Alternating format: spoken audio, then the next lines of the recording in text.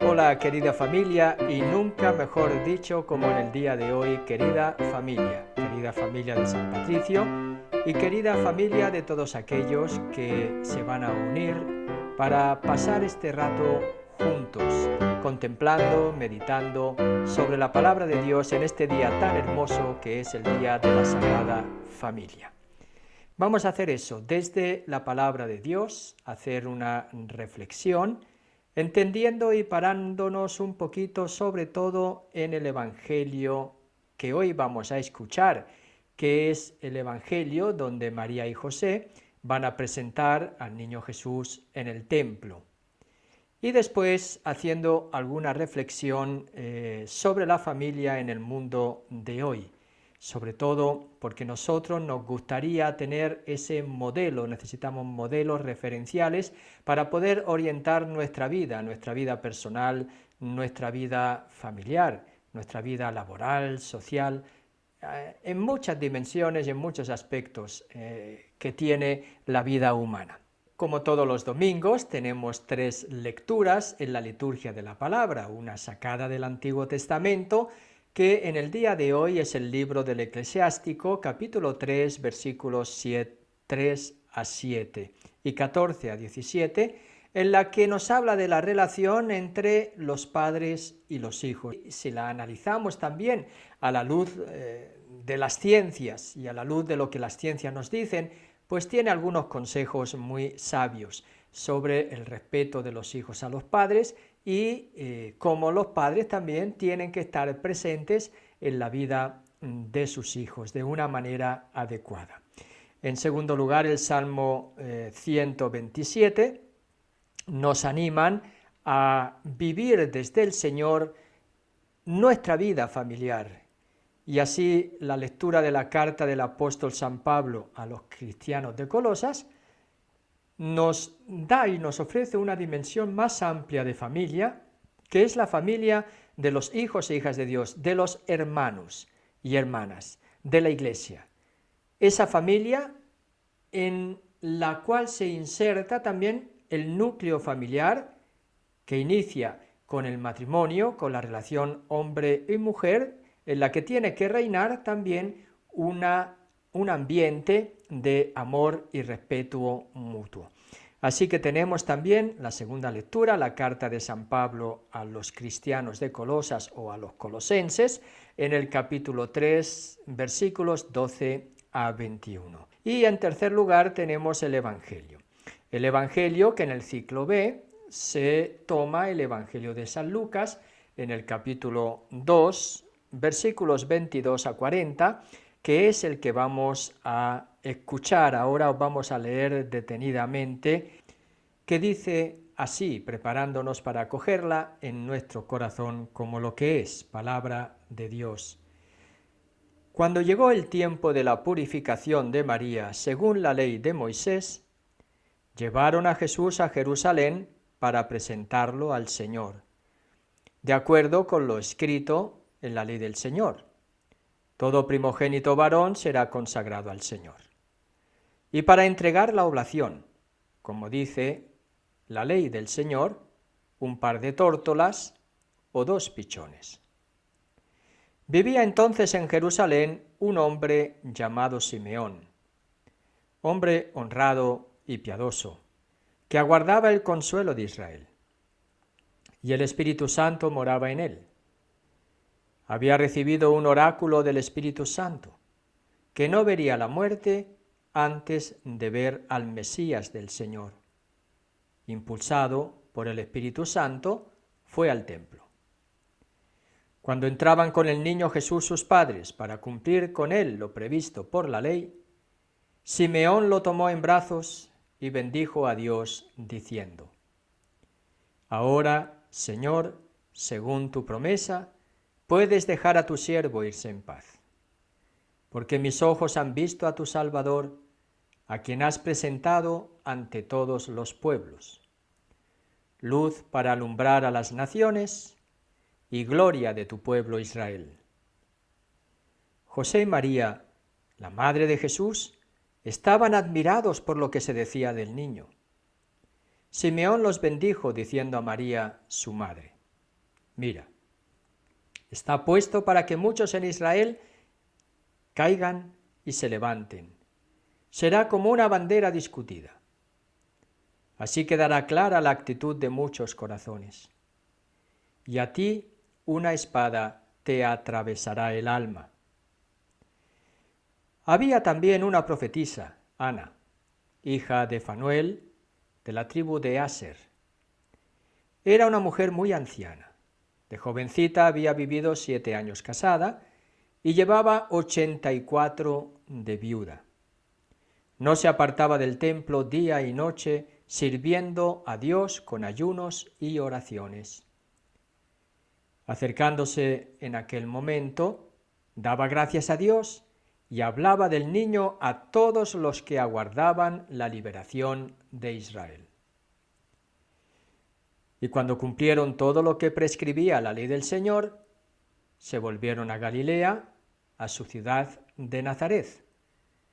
El niño iba creciendo y robusteciéndose, y se llenaba de sabiduría, y la gracia de Dios lo acompañaba. Esta es la palabra del Señor que vamos a escuchar en este domingo, día, fiesta de la Sagrada Familia. Y yo quisiera empezar a hablar desde lo que nos cuenta el Evangelio de San Lucas, que cuando llegó el tiempo de la purificación de María, y ahí voy a intentar ir explicando cuáles son estas leyes y cuáles son estas costumbres, porque a lo mejor nosotros, como no las hacemos, estamos lejos de ellas y nos cuesta un poquito entenderlas, porque desde esta explicación que hace el Evangelio de San Lucas, se va proyectando ya toda una cristología, nos está indicando quién es Jesús. Aún más, cómo Jesús viene a realizar la ley en su sentido más pleno. Y eso lo digo porque cuando insiste varias veces diciendo para cumplir con él lo previsto por la ley, nos damos cuenta que justo lo que hacen no está en la ley, o no estaba previsto en la ley. Y eso ya nos da un significado orientado por el mismo San Lucas en su Evangelio acerca de quién es Jesús. Vamos a ir paso por paso para ir entendiendo este mensaje que nos da San Lucas sobre nuestro conocimiento o para saber nosotros quién es Jesús. ¿Y qué es lo que nos dice San Lucas que van a hacer?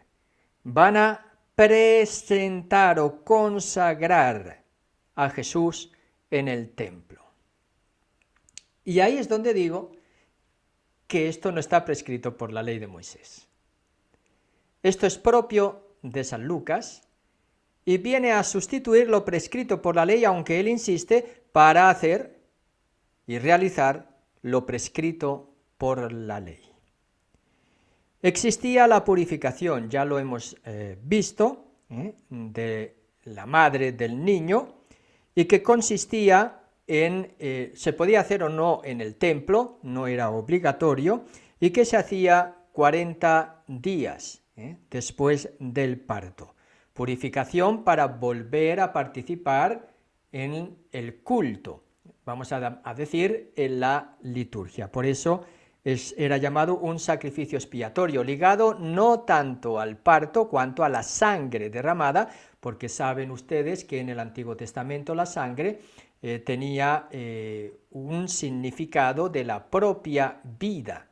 Por eso ese ritual de purificación por la sangre derramada necesitaba un sacrificio expiatorio.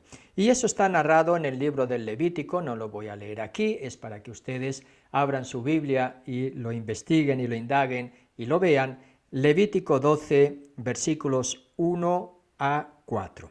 El sacrificio expiatorio que se ofrecía era unos animales, podía ser un cordero, pero si era una familia pobre, ya hemos explicado, se ofrecía nada más que o 2 pichones o 2 tórtolas, o pichón y tórtola, como está explicado aquí también en el Evangelio de San Lucas.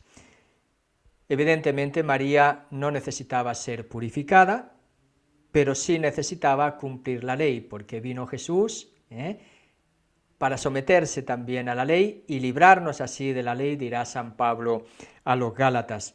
María trae la pureza misma al mundo, por medio del cual esa pureza que es su Hijo va a rescatar al mundo, lo va a salvar, lo va a purificar de los pecados. Tenemos aquí la otra práctica que se hacía y que también estaba prescrita por la ley, y esto es un texto distinto, una práctica distinta, que era la que se llamaba el rescate del primogénito. Y está escrita esta práctica en la ley en el capítulo 13 del libro del Éxodo, los versículos del 2 al 15. De nuevo, no lo voy a leer, se lo dejo a ustedes para que también lo lean y vean en qué consiste. El rescate del primogénito era una práctica porque en el pueblo de Israel todos los primogénitos pertenecían a Dios. Entonces, el rescate, ¿qué estaba significando? Como que pagaban un precio, y en este caso lo podían pagar al sacerdote, no necesariamente en el templo, en cualquier sitio de todo el ámbito del territorio judío, podían pagar un precio de 5 siclos, que era lo que se pagaba, y entonces el niño volvía a pertenecer a los padres. Es como que Dios se los presta.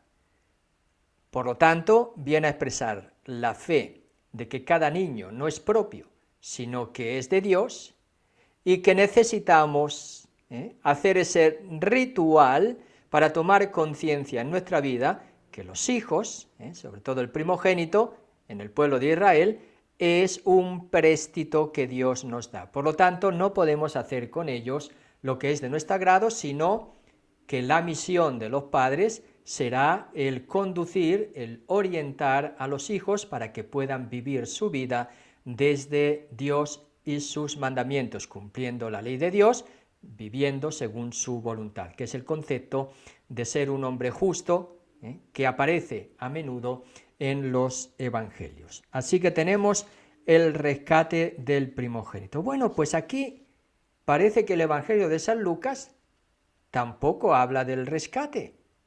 No se rescata a Jesús.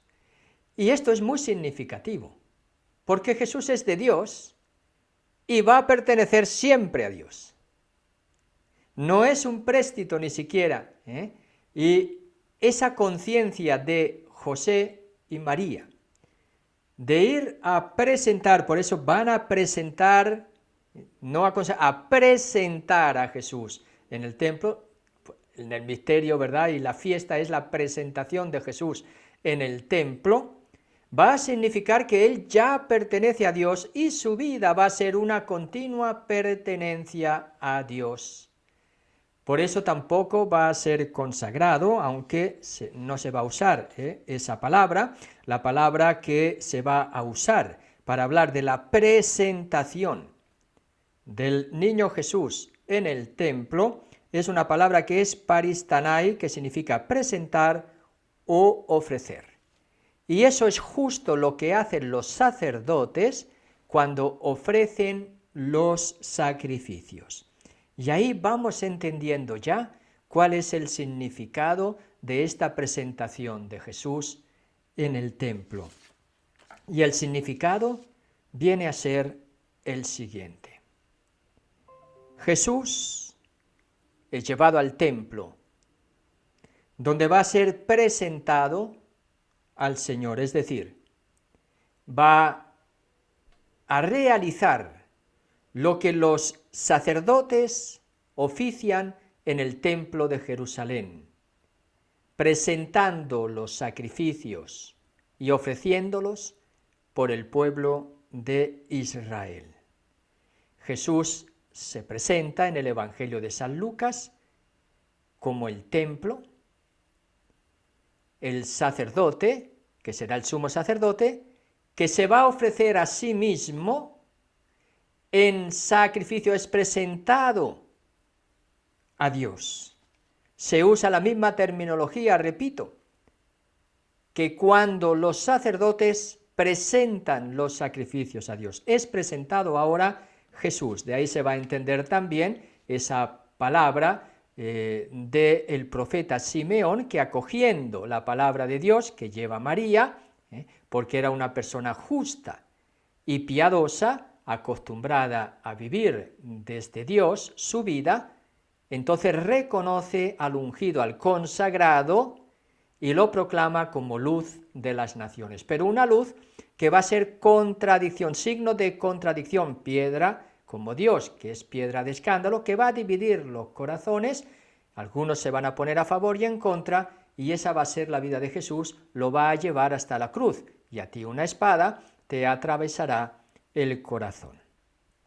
Desde ahí también hay una profetisa digna de mencionar, Ana, que representa, sea Samuel que Ana, al pueblo de Israel que esperan al Mesías y que, siendo justos y piadosos, son capaces de reconocer la consolación. Es un término que se está usando también en este texto del Evangelio de San Lucas, diciendo que ahora puedes, Señor,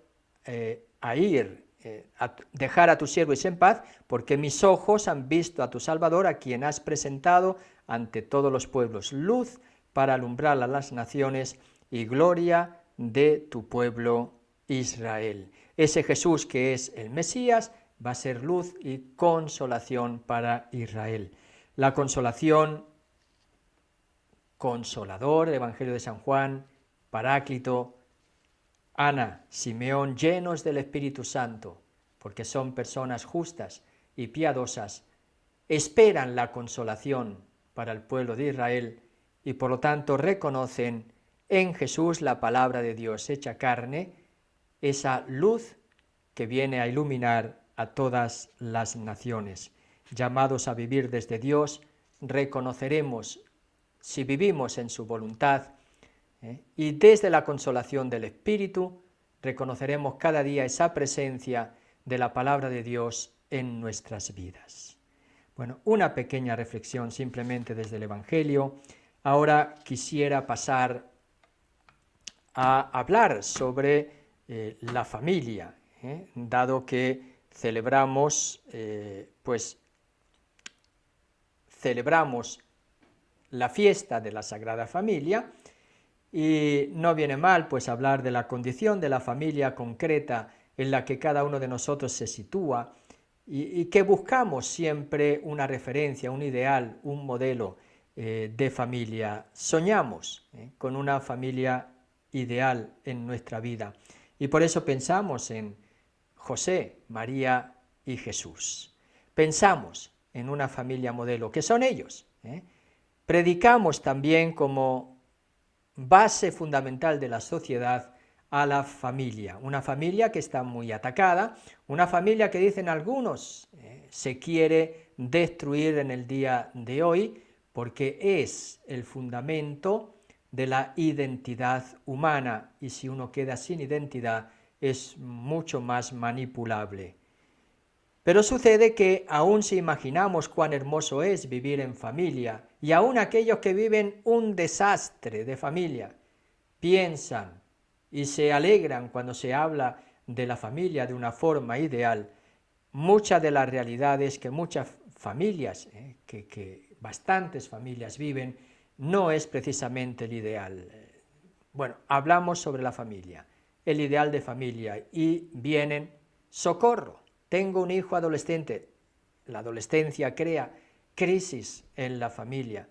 Otras familias no saben cómo orientar su vida. ¿Cuántos hijos hay que tener, verdad? De una manera responsable. Los que Dios quiera son preguntas que los católicos se hacen. Tenemos que casarnos por la iglesia. Dicen otros que están proyectando formar una familia. Y aquellos que ya llevan muchos años pero con muchas dificultades empiezan a preguntarse ¿por qué no nos podemos divorciar?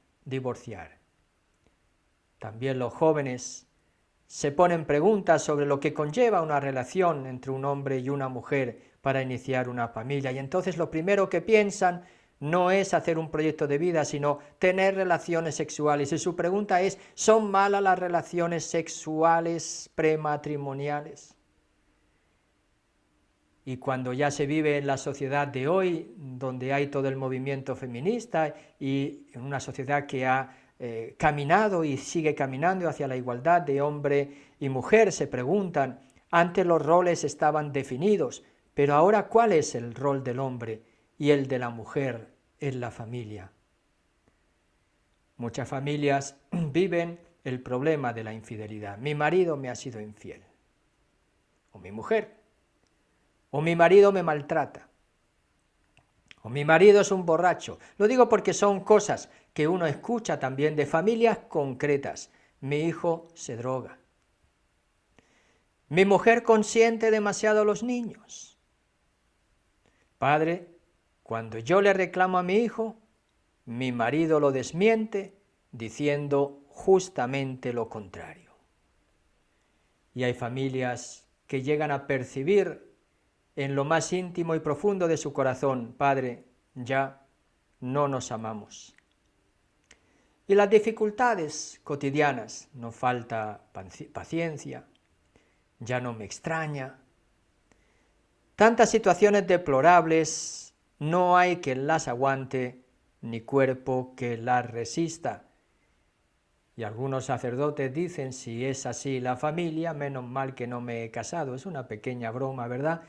No se trata, y yo digo, que el que no es capaz de formar y construir una familia no sirve tampoco para el sacerdocio. Y entiéndanme, no estoy diciendo con eso que el sacerdote deba construir una familia. Significa que uno no se hace sacerdote porque huye de la responsabilidad de una familia. Es un compromiso y una donación que va más allá de la familia nuclear hacia la familia de los hijos e hijas de Dios, que es la Iglesia.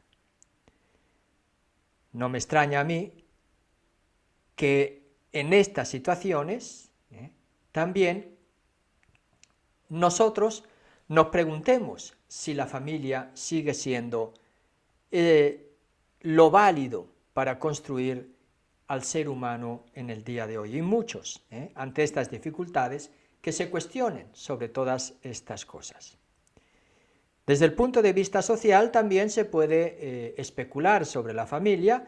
Dicen los sociólogos que es el grupo primario, así lo llaman los sociólogos. Y dentro de la Iglesia decimos que la familia es la iglesia doméstica.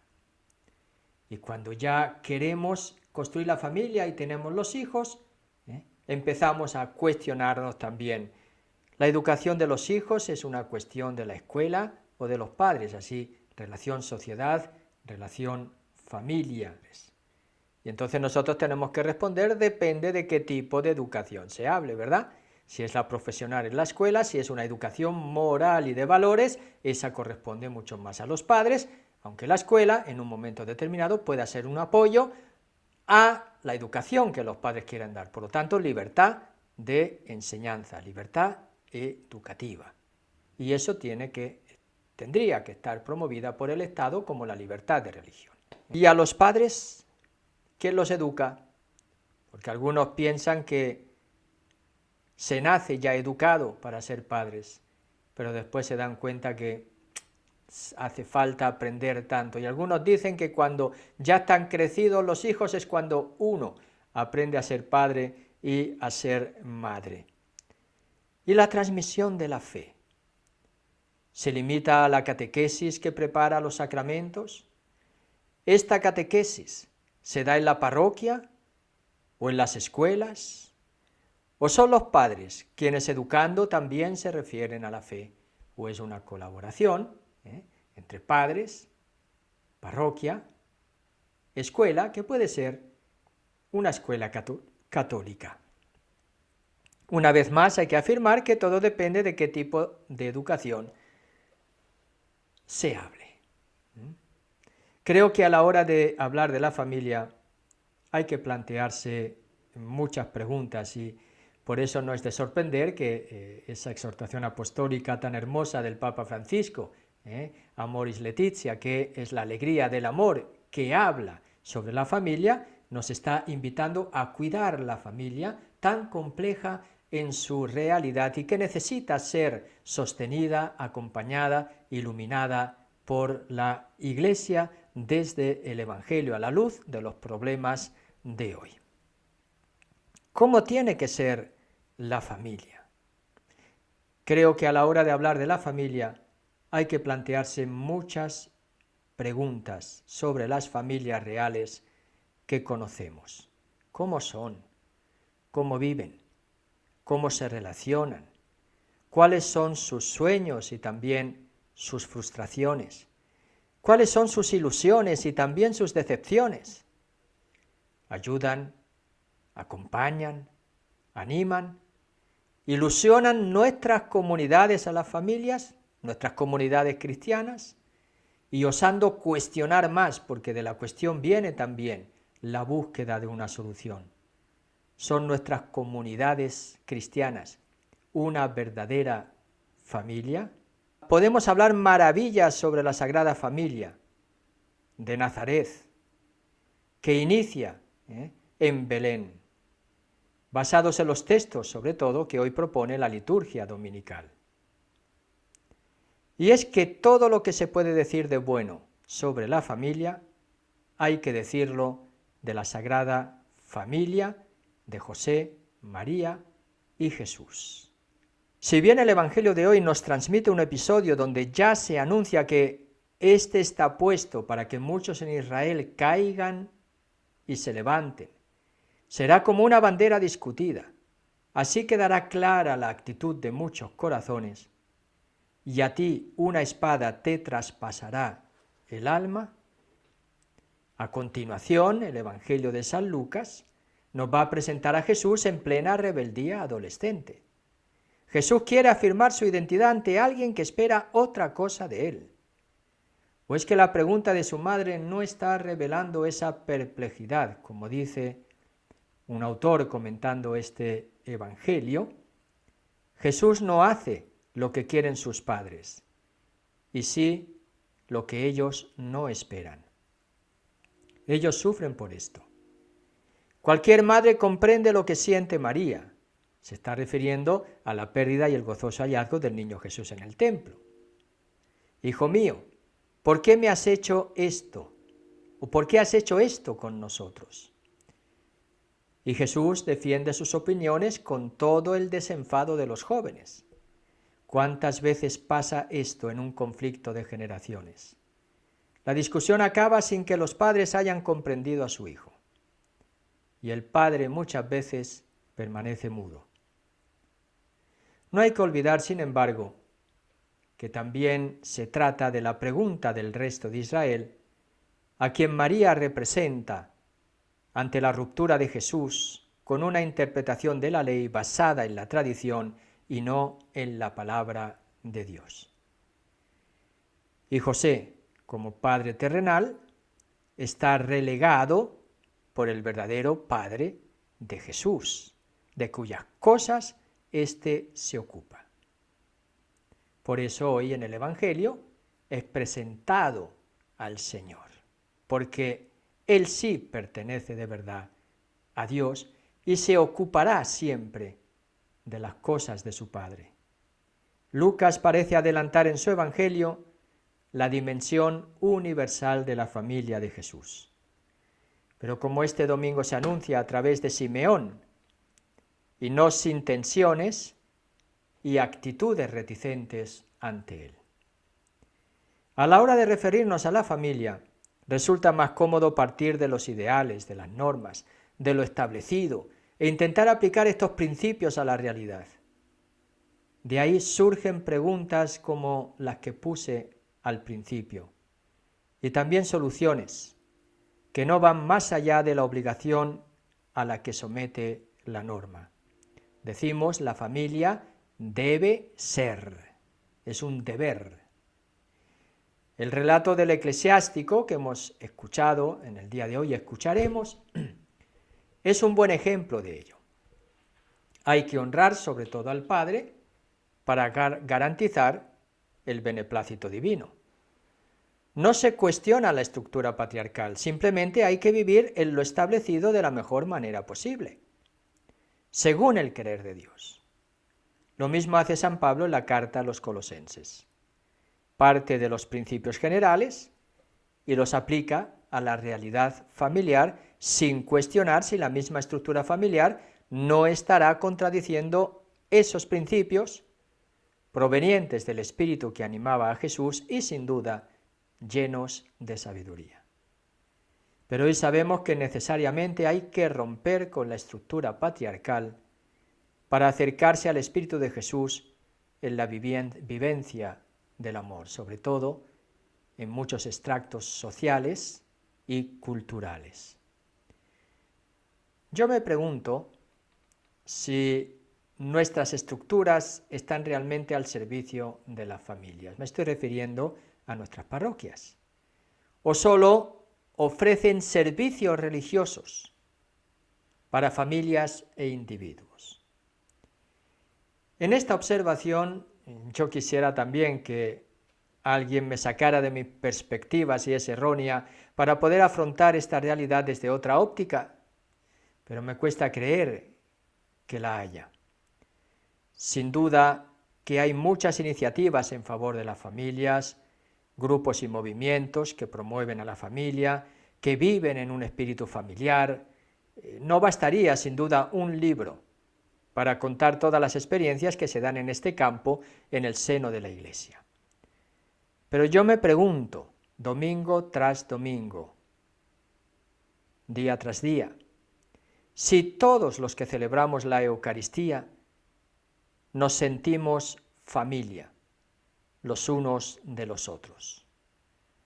O solo pensamos que al fin y al cabo lo que cuenta es mi familia, una familia burguesa, nuclear, la han llamado algunos, familia que solo cuida su propio interés y bienestar, familia que educa para la sobrevivencia de los suyos, una familia aislada en un mundo anónimo e insolidario y que nunca más que hoy necesita adquirir de nuevo esa dimensión de fraternidad, como nos dice el Papa, universal fratelli tutti. Gracias a Dios, junto a esta sensación que me cuestiona, también descubro sensibilidades, iniciativas, acciones que realmente anhelan, se empeñan y luchan porque se haga realidad el sueño que animó la vida de Jesús, el del reino de Dios, que tiene que ver con la familia, que tiene que ver con la paternidad y también la maternidad de Dios, que tiene que ver con la hermandad de todos, vivida, como dice el Papa Francisco, vivida en el ámbito local de la parroquia. Otra cosa muy distinta fuese nuestro mundo si reinara este espíritu de familia universal. Ojalá sepamos y seamos capaces de construirla. Hay una ONG que se llama Manos Unidas y que tiene un lema que dice: piensa en lo universal y actúa en lo particular. Pensemos en nuestra familia particular y en nuestra comunidad parroquial. ¿Qué hacemos para crear familia más allá de la familia? Bendiciones para todos ustedes. En el nombre del Padre, del Hijo y del Espíritu Santo. Amén. Y no te olvides, si te ha gustado este vídeo, de compartirlo o darle al like o suscribirte si no lo has hecho todavía. Hasta pronto y que pases un muy buen día en la Sagrada Familia.